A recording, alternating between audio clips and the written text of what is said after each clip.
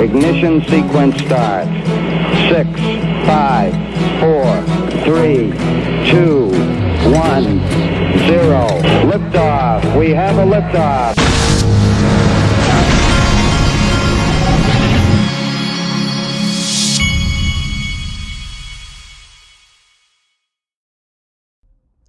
Hey everybody, this is the Digital Asset Investor, and I have been out of town this weekend. I was with my son doing travel ball up in Atlanta, but I also did something very interesting I'm going to show you at the end of this video while I was up there.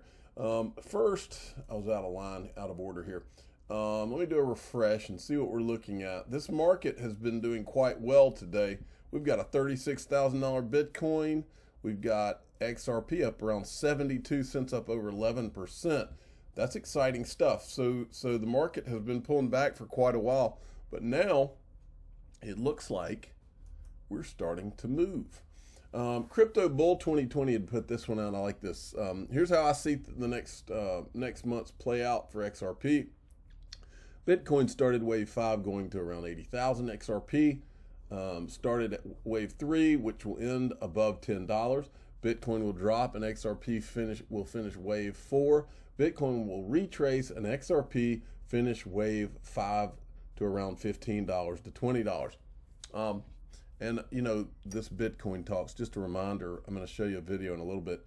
It seems that it's getting a little more fashionable to tell the truth about Bitcoin instead of just towing the line that if it's good for Bitcoin, it's good for all of crypto.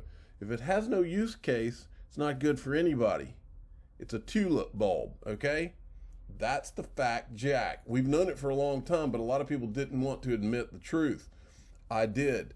Michael at VAL5 Links put this one out. I like this too.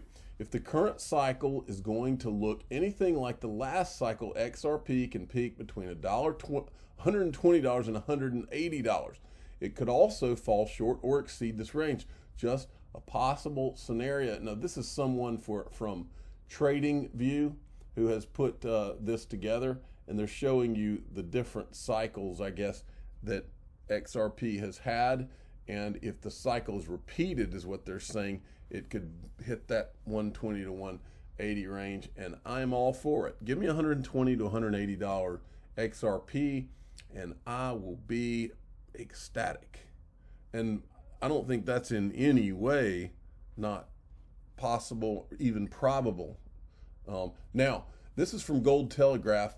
This is a video on the FEDNOW service that is coming, going to be fully implemented by 2023. Watch this and tell me what you think of. The FEDNOW service will give financial institutions the opportunity to innovate, enabling their customers to send and receive money in seconds, 24 hours a day, 7 days a week, 365 days a year. How will the FEDNOW service work? Imagine the owner of a coffee shop is running low on coffee beans and needs to schedule a quick delivery. She places an order and the coffee bean company sends her a request for payment. She responds to the request for payment and pays for the coffee beans right then and there through an app from her credit union, which uses the FEDNOW service. Once she initiates the payment, her credit union screens the payment and sends an ISO 20022 compliant payment message, either directly or through a service provider to the FEDNOW service over the Federal Reserve's FedLine network. The FEDNOW service instantly validates the payment message and passes it along to the coffee bean supplier's bank. In real time, the supplier's bank confirms to the FEDNOW service that it intends to accept the payment, and the FEDNOW service debits and credits the master accounts of both the shop owners and the coffee bean supplier's financial institutions or the master accounts of their correspondents. The FEDNOW service also immediately sends a payment message with an advice of credit to the supplier's bank and notifies the shop owner's credit union that settlement is complete. Finally, the supplier's bank credits the supplier's account in near real time, making the funds available. The supplier's bank will have the option of sending a confirmation to the shop owner's credit union that the payment has been posted to the supplier's account. Get ready for the FEDNOW service. Learn more at fednow.org. All right, that was an interesting video. Now, I'm not going to play this because you'll get the gist of it, but this is from John Deaton's law firm, Crypto Law. In early November 2018 at Georgetown Law event, then SEC official William Hinman clarified publicly that the views in his famous Ethereum is not a security speech were ours, and that we had made that conclusion.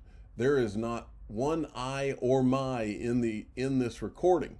And then you go down here, it says the clip from Mickey B comes from this video posted on Georgetown law professor Chris Brummer about 2 months after the event took place. Nobody invented this clip, nor Hinman's clear as day statements in a public event. This evidence makes it indisputably clear that William Hinman was not speaking on his own behalf on Ethereum at the Yahoo conference. Okay, now what he's referencing here in the court document, this is from the official transcript of the April 6, 2021 hearing before Judge Netber in the court. Bliss is SEC attorney Doug Bliss. Okay, and he says, now there was a speech by a high-ranking person who said that to him that's what it looked like, but there has not been a no action letter. But if you go down here, the SEC, it says right here, from the SEC's letter, motion to quash deposition of William Hinman, Exhibit B, declaration of William Hinman in support of their motion. The speech was intended to express my own personal views. During my preparation of the speech, I discussed my thoughts with other commission employees as a part of the commission's ongoing deliberations about whether offers and sales of Ether constituted securities transactions. To the best of my knowledge, the commission had not taken at that time and still has not taken any position or expressed a view as to whether offers and sales of Ether constituted offers and sales of securities. So he's contradicting himself is what they're saying here.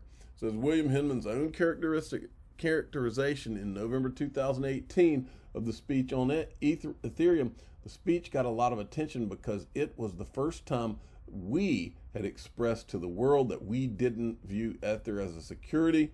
And then he says, who is making false statements? All right. Now, there's a few things that keep coming out of the Goldman Sachs documents, and one of them is this. Check this out. This is the Goldman Sachs Global Investment Research issue 98, right here.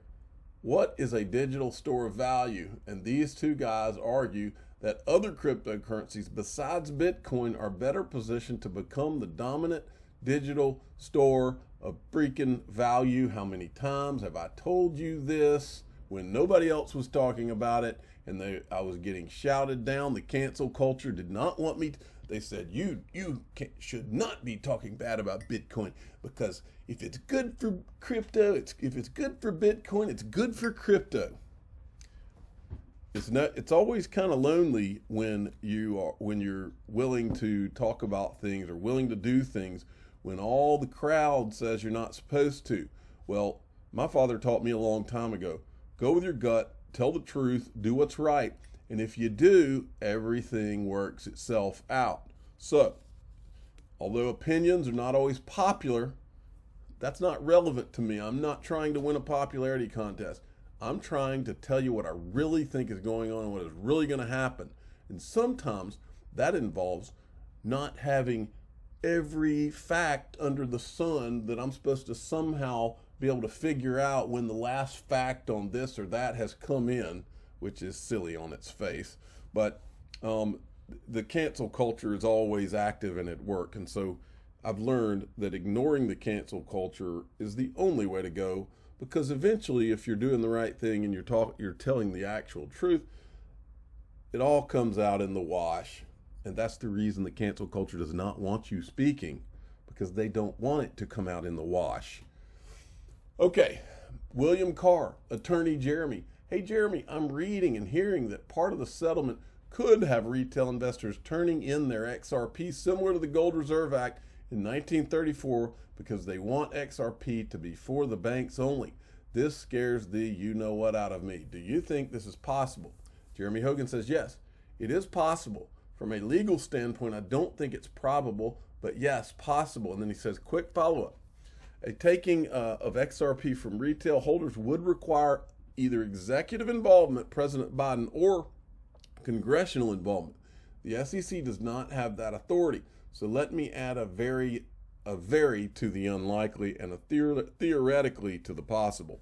Now, I'm right there with him.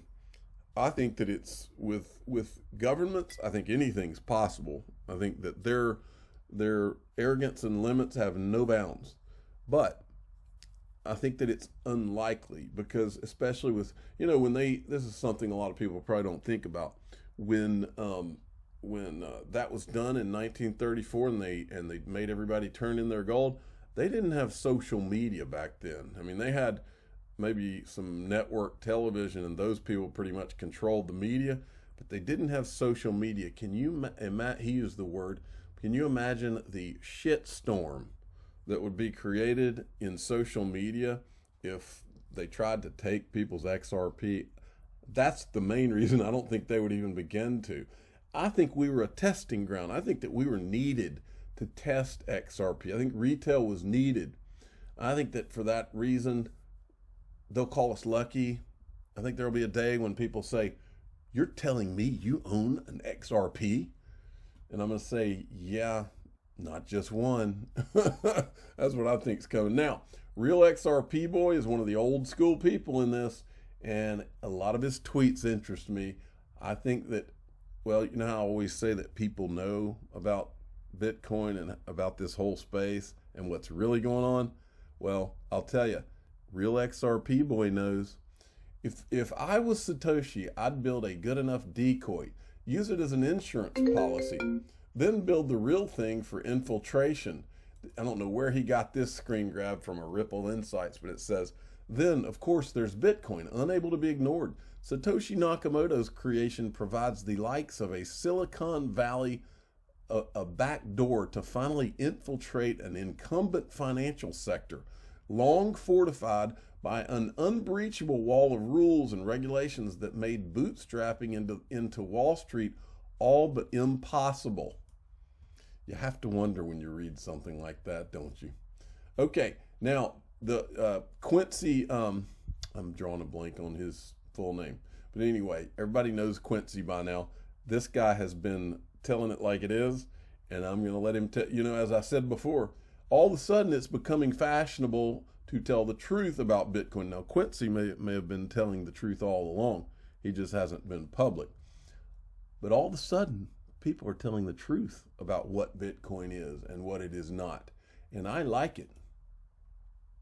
A lot of what you see in the crypto space is a lot of speculation, a lot of people that don't really know why these technologies, a lot of dreams, see a lot of dreams. And I think a lot of people are going to get burned. And it's mostly because it just comes down to there needs to be a need for people to maintain the values of these. If not, it's just speculation. It's no different than I might as well be trading around a pet rock crypto. Or actually, me and a couple of guys in the office keep making a joke that we might try to launch a blockbuster bucks as a crypto, as just a meme coin, just for like shits and giggles. Yeah. But like, what's the difference between any other meme coin and Bitcoin if there's no fundamental demand for somebody that needs to use the underlying token? And that's like, I can already hear the Bitcoin maxis going, but Grayscale bought Bitcoin and PayPal uses Bitcoin and this thing, it's one of those things where it's like, just because they see an opportunity to make money in the short term doesn't equate to long-term adoption. If the point of them buying this coin is no different than them buying any other coin, then how do you know they're not just going to drop Bitcoin like a rock when it's no longer popular? You see what I mean? Exactly. Now, this is from Uphold. Data reveals that on Uphold, XRP's transacted volume is at least 8 times that of Bitcoin in the first 3 months of 2021. And then there's this. I wanted to show you this. Link2 put this out yesterday, maybe something like that. That leg belongs to none other than the digital asset investor. He's a little camera shy, folks, but he's out here supporting Link2 and the George Rogers Foundation. I was yesterday at that golf tournament. This weekend they had a reception, like a dinner as well. It was up in Marietta, Georgia, and George Rogers he's a Heisman Trophy winner who played at South Carolina.